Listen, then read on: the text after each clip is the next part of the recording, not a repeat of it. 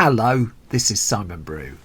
I'm the editor of Film Stories magazine, and a very warm welcome to a very special episode of the Film Stories podcast. Come with me. And I show you how deep the rabbit hole goes. In movies that had stories. That the story just sucks them in. This is just the beginning. Stories. We would be honored if you would join us. Hello, and a very warm welcome to Film Stories with Simon Brew.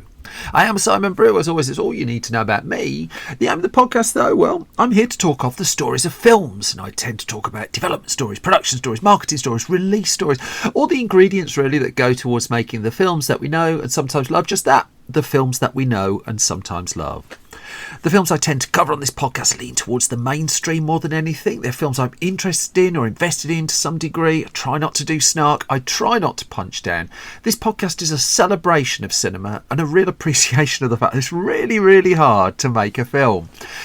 For this episode, what you've discovered is one of my occasional special episodes where I bring in a filmmaker to talk about their latest film or their body of work. And in the case of this episode, you get a bit of both. I'm absolutely thrilled to be joined by cinematographer Hoyte van Hoytema, Oscar nominated for the photography on Christopher Nolan's film Oppenheimer at the point that we're recording. So we talk quite a lot about Oppenheimer. We also talk throughout the conversation a little bit about David O. Russell's The Fighter, about the James Bond film SPECTRE, directed by Sam Mendes. James Gray's Ad Astra just quickly comes up, and then towards the end of the conversation I bring up the name Tomas Aldredson, with whom Hoyte van Hoytema has thus far made Let the Right One In and Tinker Tailor Soldier Spy. They were due to work on a third film together, and we get into that a little bit towards the end of the chat. Just one or two notes just ahead of listening. We recorded this in London, so at one point a police siren goes past. The police were after neither of us. I also mention Roger and James Deakins. Roger Deakins, of course, an Oscar-winning cinematographer. Roger and James Deakins, though, do the Team Deakins podcast, and I reference an interview that Hoyte van Hoytema did on that particular podcast. I hugely recommend it. He's quite mobile in his at times, and at one point he starts making hand gestures, which I try my best to discover. That sounds awful, but I think you'll follow the conversation. Other than that, I think I'm just going to get into the chat. I'm joined by, a man who's multi-Oscar nominated now, actually, thinking about it, Hoyte van Hoytema, which you've told me is the right way to pronounce your name. Perfect. Yeah. So, Hoyte van Hoytema, you are the director of photography on Oppenheimer. I should start by saying, you probably know that, I should start by saying a huge congratulations on your Oscar nomination. Just before we started recording, I was introducing my tin pot technology that I use to record this, and you were just saying something quite interesting about how you like older technology, about how. Yeah, I do. I mean, I'm not intimidated. You were apologizing for your what you called a dodgy mic or something. It's dodgy, but yeah. It's a big and substantial piece of equipment here on the table, and I think it's a good thing. Excellent. I'm going to take that. Could we start almost at the end of the story? Because we sit here, we're in a very, very nice London hotel, which I've nearly broken the table of. Yeah. I think you can probably confirm that. For a film that's, 5 months old, really. And ordinarily, once a film is 5 months old, we wouldn't be in a posh London hotel still talking about it. But this is a very different film, isn't it? I mean, it's not just because of the Oscar nominations, but because of what it's meant for cinema and almost like the cultural footprint it already seems to have. Yeah, I think that we were all, slightly surprised and intimidated with the level of success it had, in on many different fields, both critically, but unexpectedly it was commercially quite a big thing as well, and people have been writing about it and talking about it, and I've been talking about it.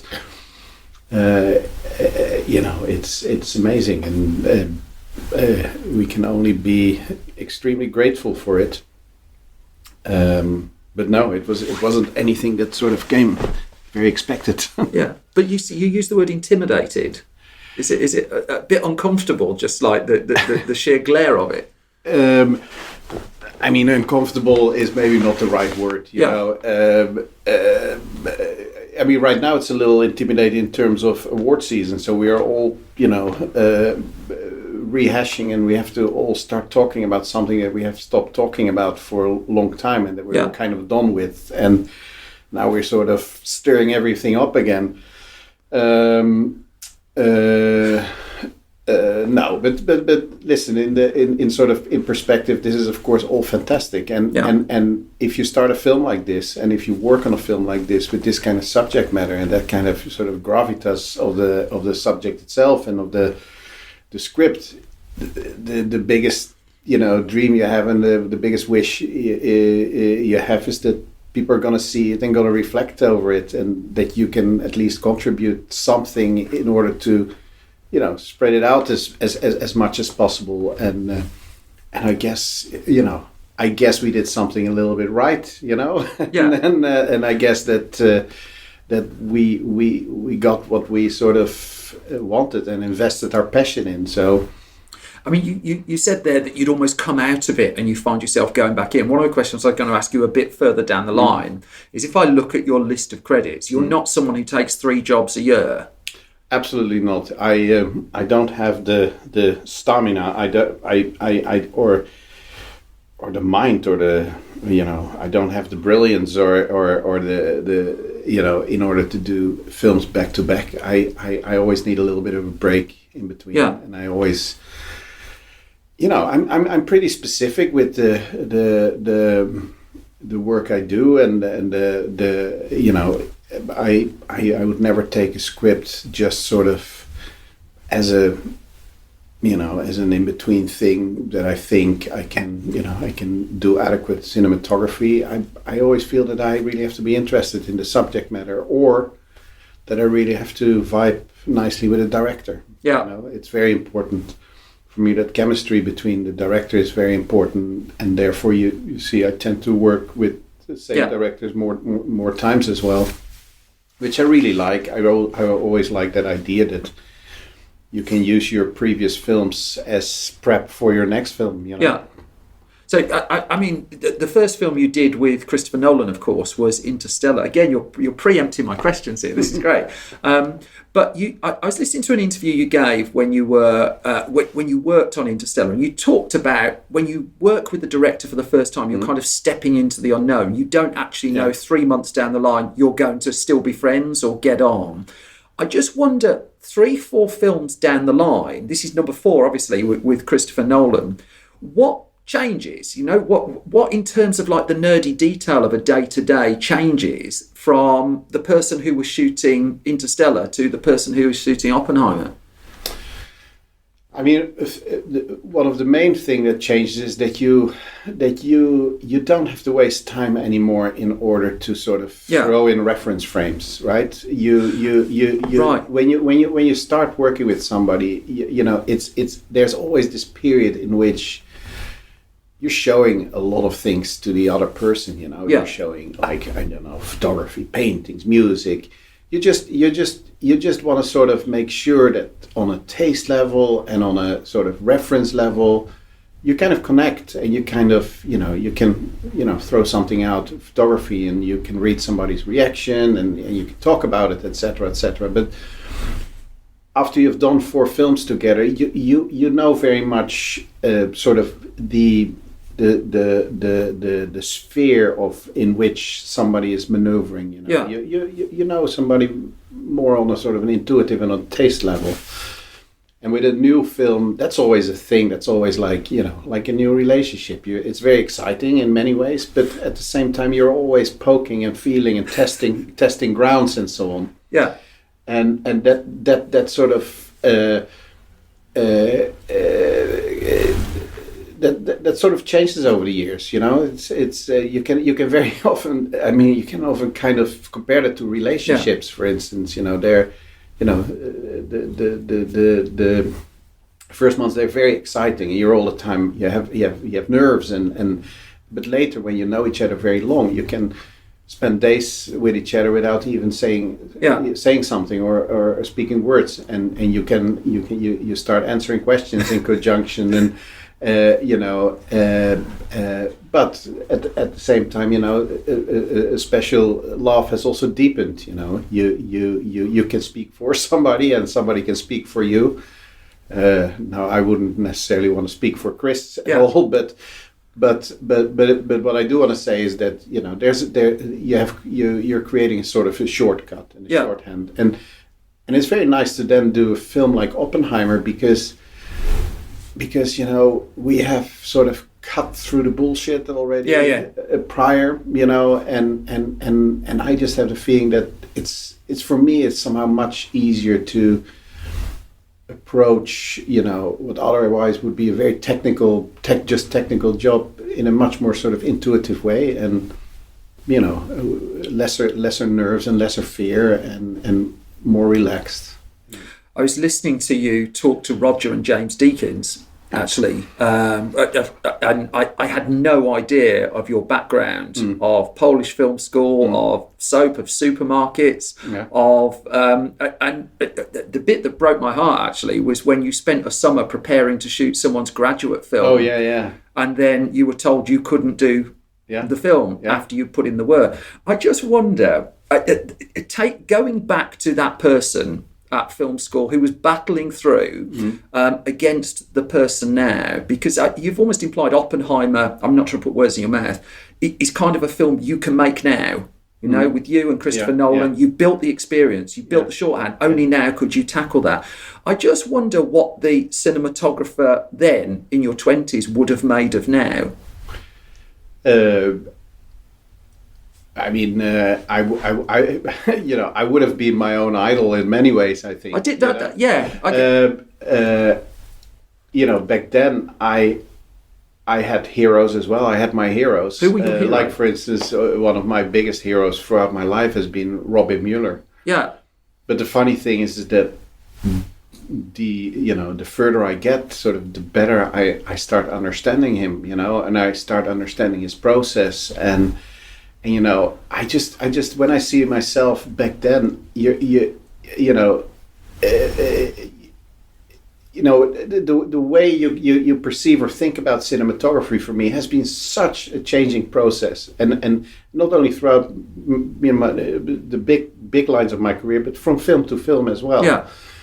And the meaning of what you do, sort of, and sort of the implications of how you do it, and how that influences the film, and the kind of the emotional connection you can make with an audience in specific ways.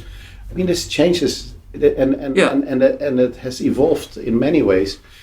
So I'm of course I'm much more secure in the way I look at things, and the way I want to, register things and then commit them to film for posterity has changed a lot. I have become, I think, a much less formal person, and I'm still learning very hard, but it has become much more sort of a second nature to me, or it has become a much more sort of intuitive process, opposed to, in film school, you're so self-aware, you're so aware of, visuals, and you want to be seen in different ways without yet having the knowledge, for instance, and I don't know. I calm down a lot in that way. I mean, are you? It sounds the oddest question to ask someone, but are you conscious that you're being studied now as well? Because you talked about your idol there and how you understood that Robin Mueller, I think you said, you're pro. But I read detailed interviews with you where people are asking you about lens choices, about ways you've adapted camera, and the level of interrogation of your work. I mean, it's quite extraordinary. I just wonder if you get any sense of that and how you feel about it. Yeah, I of course I do get a sense of that just by the nature of all the questions I get fired. Yeah, well, quite. Yeah. But also, when I was a student, I adored talking to to more experienced cinematographers. I was like so hungry to listen to them speak, and very often I also didn't really understand, their motivations or what drove them. But yet I was still always very obsessed and impressed and so on. And now I love giving master classes, for instance. Master class is a weird word, but students that are genuinely interested in becoming better cinematographers and just sort of trying to pull out of you, everything and me then realizing, there's a lot of curiosity and they want to know and they project things on you that you maybe haven't even figured out. And so you yourself, you learn a lot from those, those questions and that curiosity, That's interesting. I read an article once where authors of famous books sat exam papers that had been set on their books, and they didn't know half of the answers and would have failed the exam on their own work. I feel very often exactly the same. It's like I love that. You can never really control what people project onto your work. But it sometimes gives you angles, and you also sometimes learn that you, for instance, have been doing things intuitively that actually has a very sort of how do you call it, consequent pattern to it. Can't give you now a very concrete answer for that, but people notice stuff, repeating stuff in your work that you kind of have never been aware of, and you say, oh yeah, that's kind of true, and and that's interesting, I think.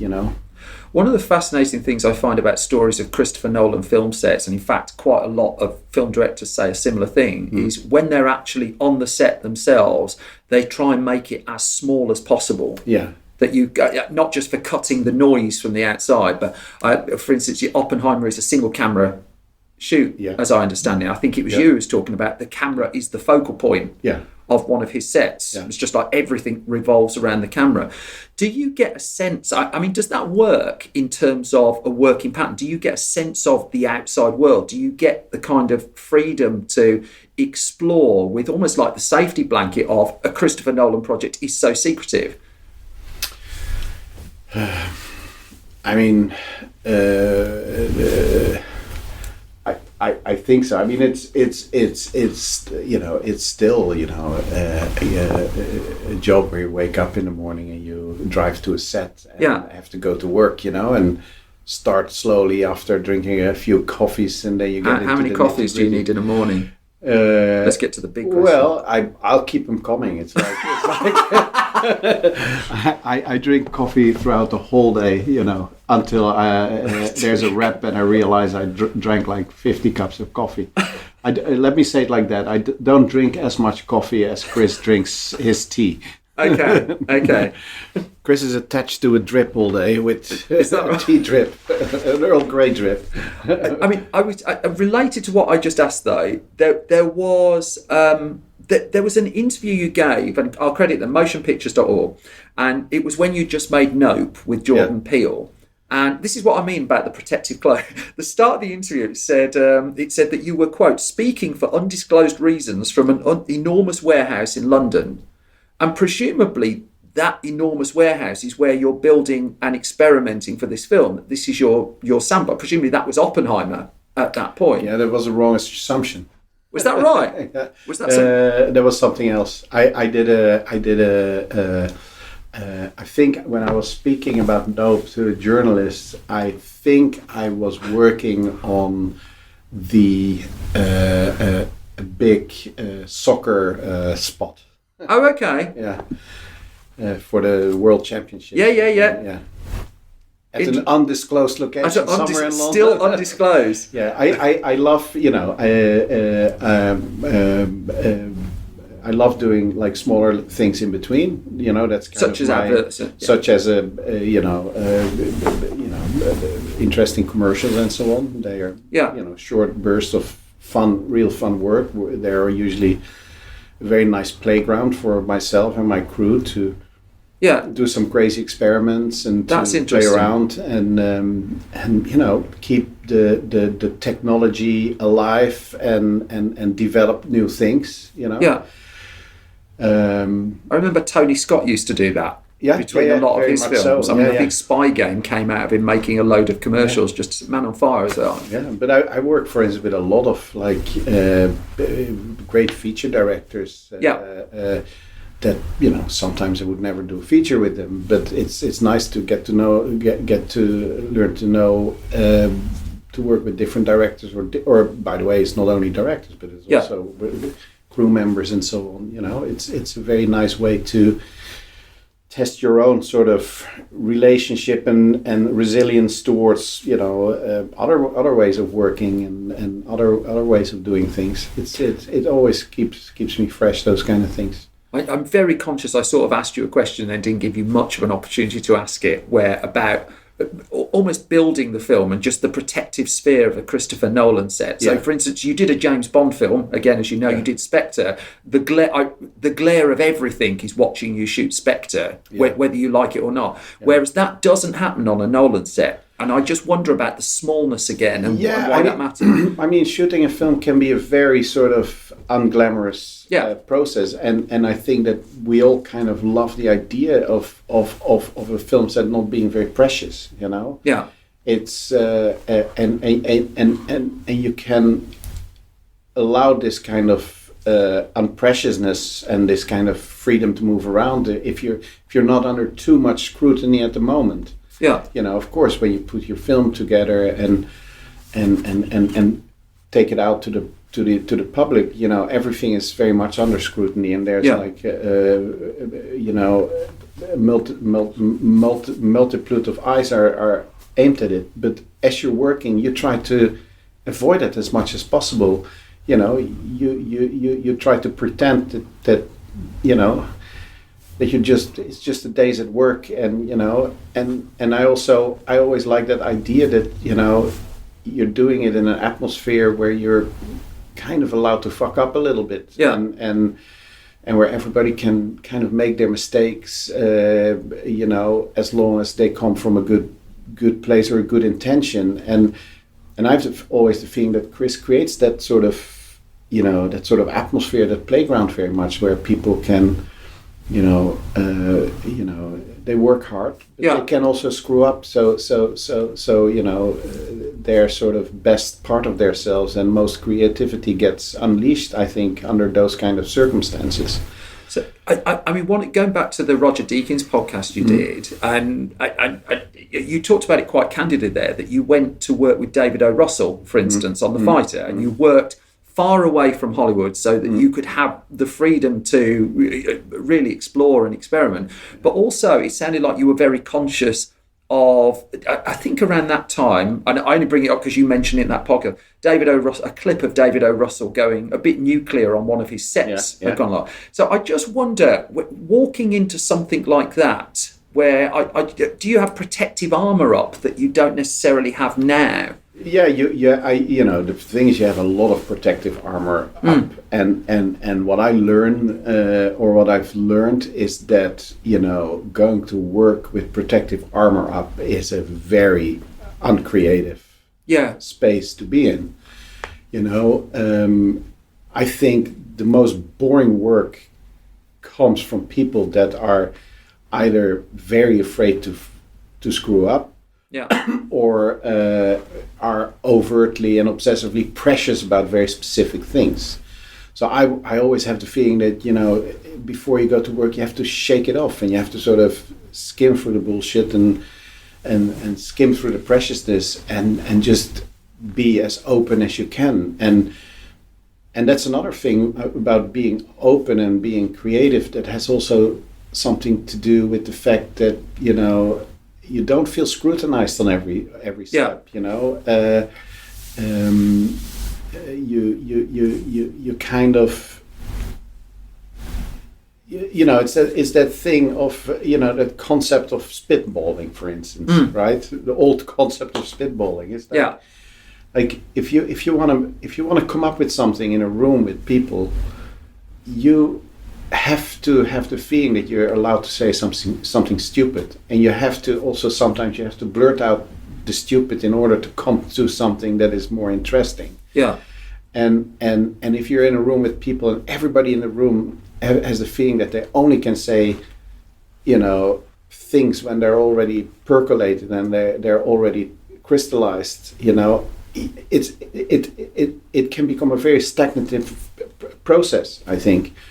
So when you work, for instance, with the concept of ideas, an idea is one of the most can be one of the most fragile entities in existence when they start. It's an idea, and anybody with a little less mercy, at the moment you blurt out an idea, has the ability to kill it off completely. Yeah.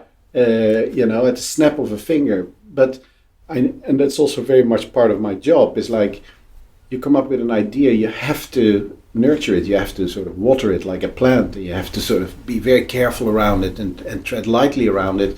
But then that idea can grow into something that is stronger and more interesting and more nuanced and more complex. And so I think a film set is the same.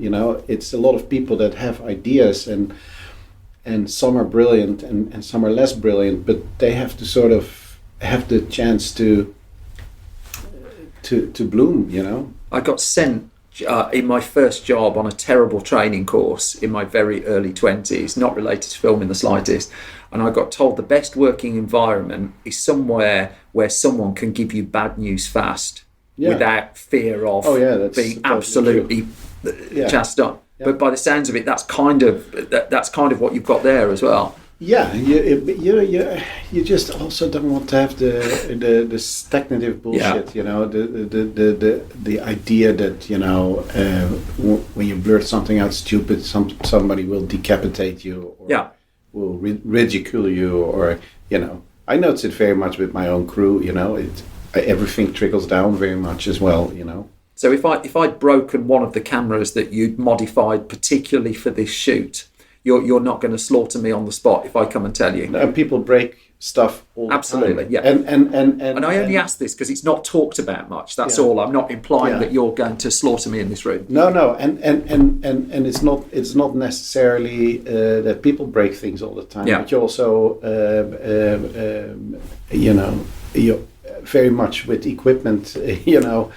You drive it like you stole it.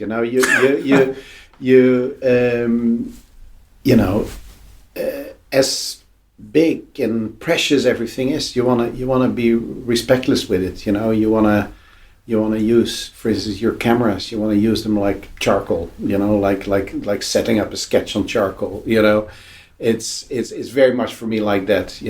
Of course, you have a lot of people around that take very good care of the equipment, and they're very, but like any good focus puller or any good rental company in Hollywood, they know, never tell your artist to be careful with the camera.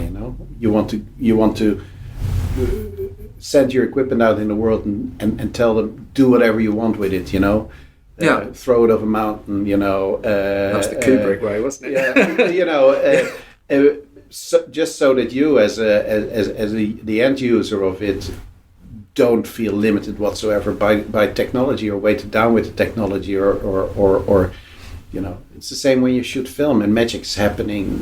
It's the worst thing for a director to have to calculate how much money every next take is going to cost. You have to kind of shake those kind of things off. There was a screenwriter whose name I've completely forgotten, but I'll edit in somewhere along the line, who was talking recently about how when they're writing a film, what they're not trying to come up with is memorable dialogue. They're not trying to come up with the line that's going to be in quote books for the rest of time. Yeah. And when they're in the trenches, they're not overtly looking for that. It should happen organically. I read that, and instantly, I didn't even know I was going to be talking to you at this point. I just thought about the shot of Cillian Murphy. He's not quite looking down the lens, is he? But he's pretty much down the lens, slap bang in the middle of the frame. And I mean, when I look at Oppenheimer again, so much of it is slap bang in the middle of the frame.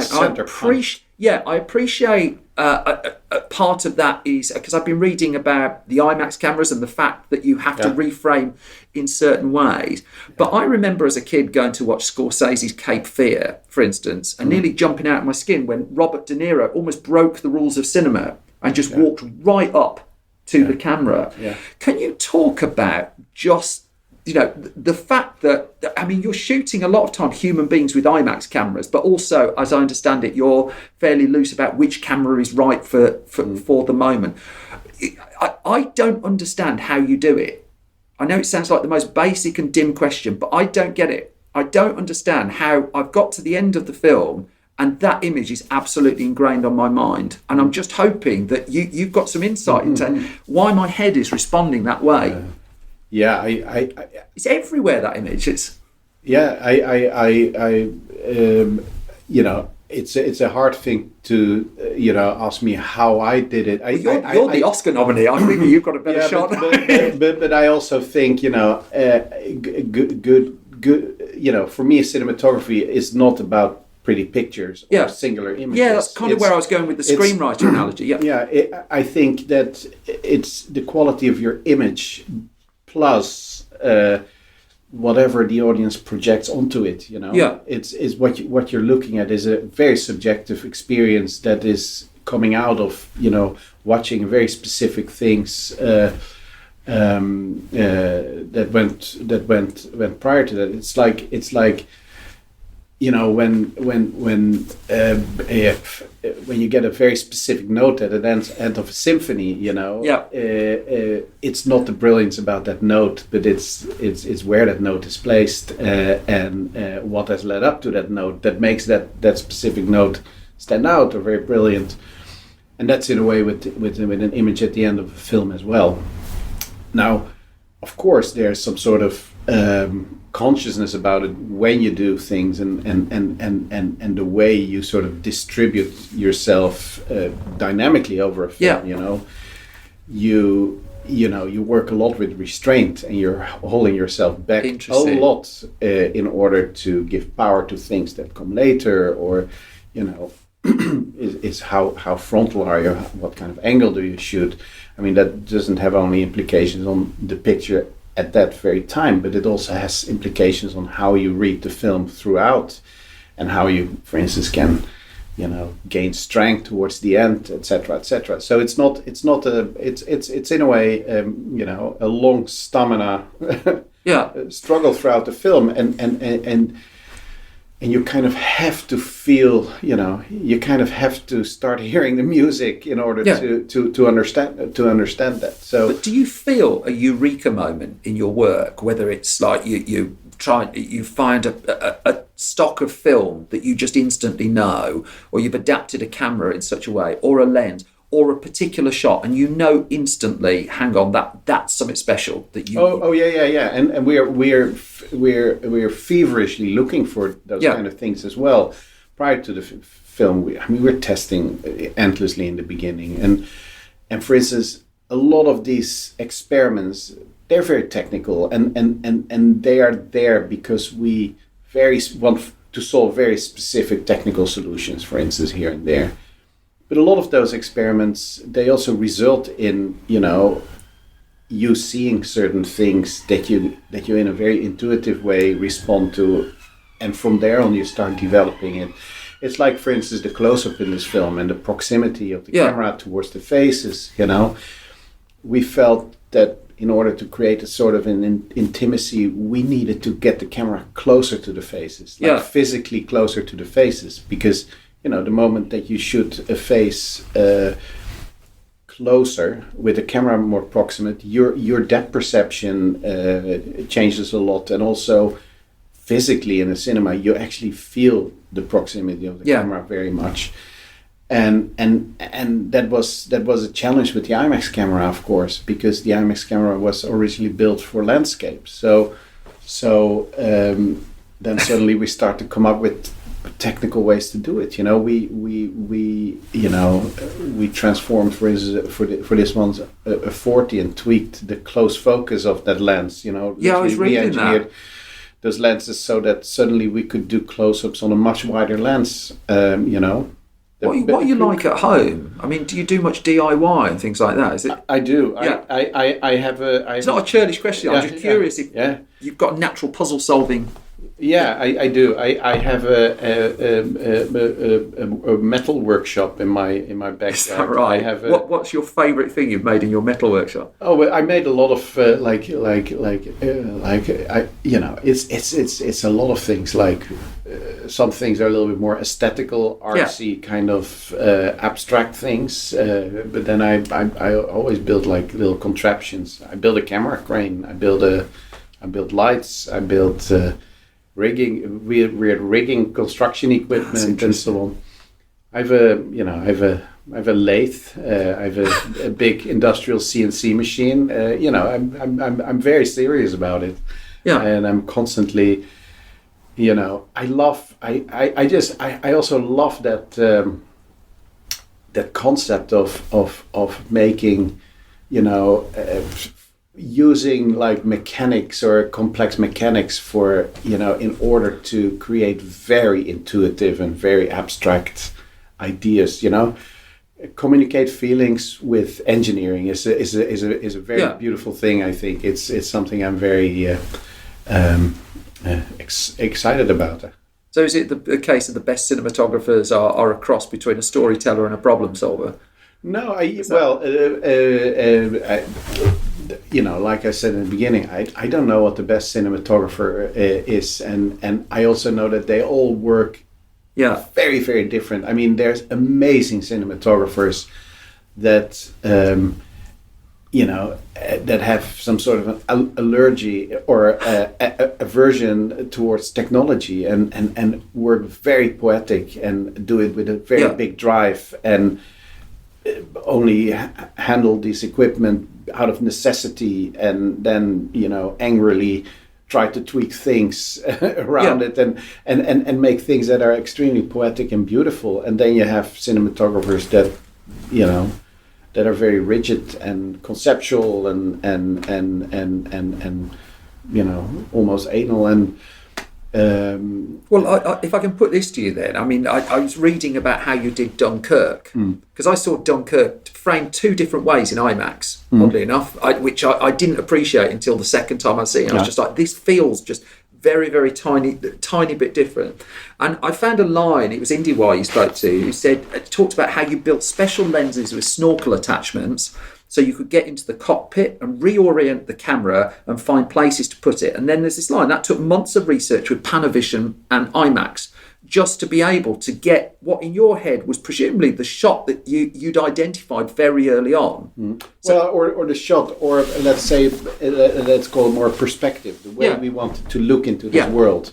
That's kind of thing, and that's very often the case as well. It's like a camera is effectively your film plane. It's the film that goes by a gate. Yeah.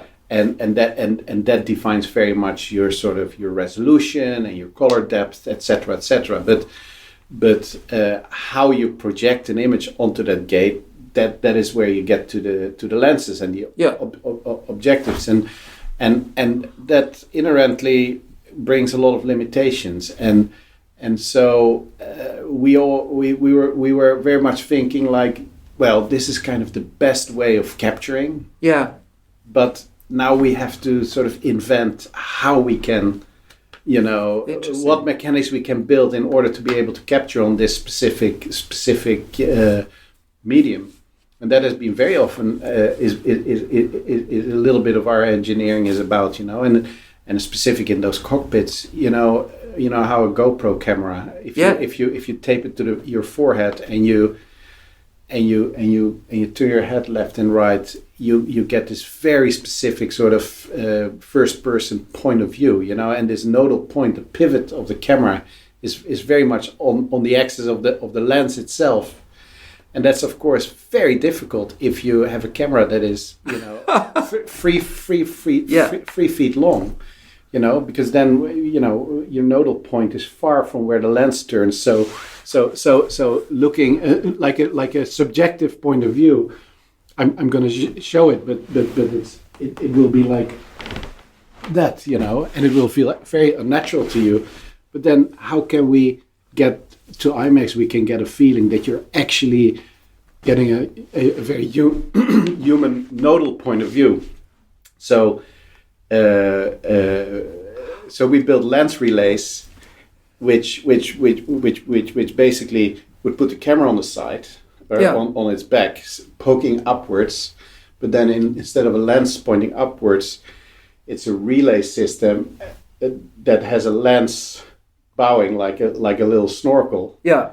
And I should point out for the audio, he is doing the hand gestures to demonstrate this as well. And so your film plane suddenly will be here, and then you can just look around like an alien poking his head out. Yeah. And that gives a very strong feeling of first person point of view. And so you have this gigantic machine with this weird thing poking out for a very sort of humane creation of a very humane way of looking at things. Yeah. And you'll never use it again. It's just for that's for that. But that interesting development, for instance, that relay system we reused on Oppenheimer. Where what we wanted to do is we wanted to create a way to photograph macro shots and micro shots, but to be able to see them as if you were the tiniest human being looking up at it. You know, you know. Yeah. Let me. I mean, this gets very nerdy, but like nerdy's good. You want to do a macro shot of a finger, and you imagine. You put your camera here, and your camera is gigantic, and you can get very close to the finger. You can get almost on cellular level. Yeah. But what if this is what you're photographing, the top of your finger? What if you want to look at it from underneath, and it's like a mountain that is sort of above you? Yeah.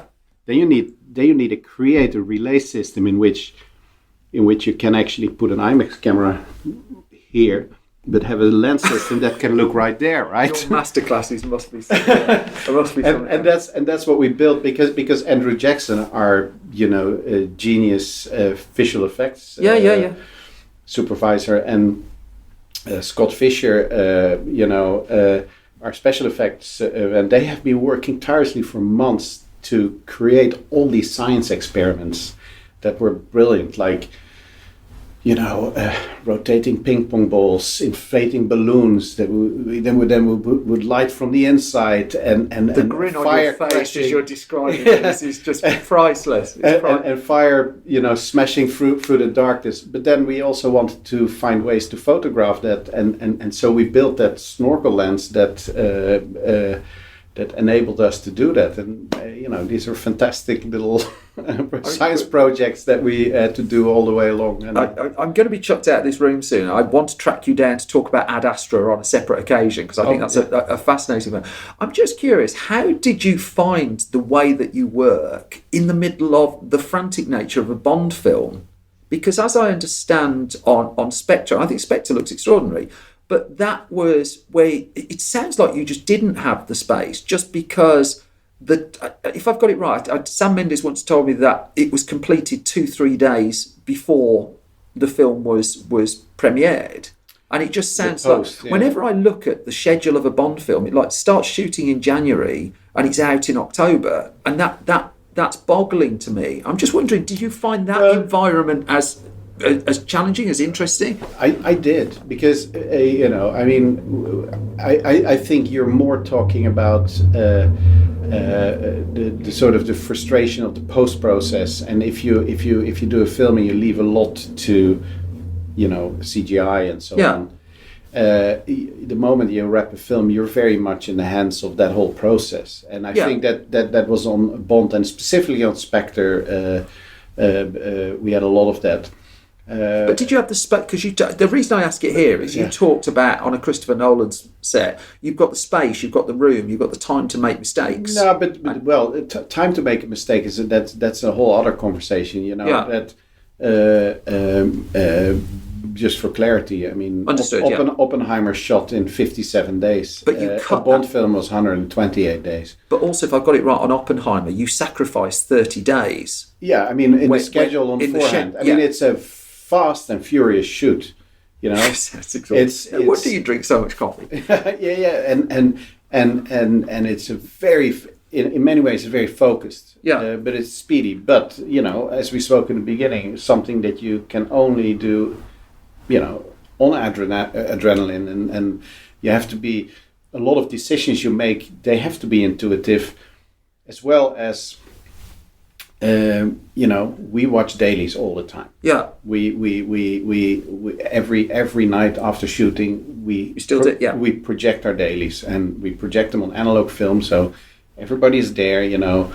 Production designer, the editor is usually there, and the crew. My focus puller is there. So everybody sees the work of the previous days, and everybody can sort of spot their own mistakes and see how they can improve. And by looking at your work constantly, you really can tweak and push things in the right direction in many different ways, and you can, ongoingly you can sort of keep that creative process alive, and I think that's very crucial. If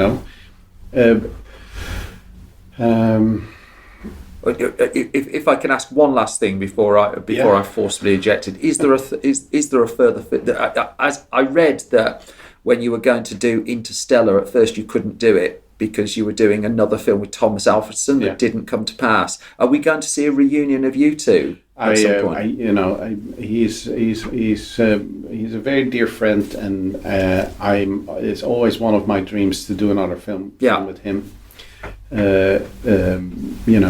He's now he's working in Sweden on something very interesting right now, but. I'm sure that somewhere in the future we're going to do something fun together again. I'd love to. I certainly hope so. I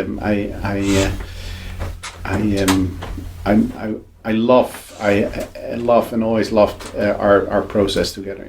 Yeah. Well, I hope at some point we can meet again so I can explore that a bit more. This has been a delight. Hoyte van Hoytema, correct? Have I got that right? Still correct. Yes. I'm so nervous of getting people's names. Best of luck at the Academy Awards. Huge congratulations on your Oscar nomination. I feel we've barely scratched the surface. I can't wait for round 2. Thank you very, very much. Thank you very much. Thank you. And that brings to an end my conversation with Hoyte van Hoytema. He, as mentioned, he's up for Academy Awards for Oppenheimer, which is available now. I wish him all the very best with that. And it brings to an end this latest episode of Film Stories. So as always, thank you so much for listening. Thank you for your time. You can find more from me on Twitter and Blue Sky at Simon Brew. More from Film Stories at Film Stories. We're on Facebook.com/Film Stories Online, YouTube.com/Film Stories. You can contribute to the podcast at Patreon.com/Simon Brew. You get it early and ad-free pretty much every week. And then if you go to store.filmstories.co.uk, you'll find our print magazines for sale, and our website with movie, game, TV, news, features, reviews and such like is at filmstories.co.uk.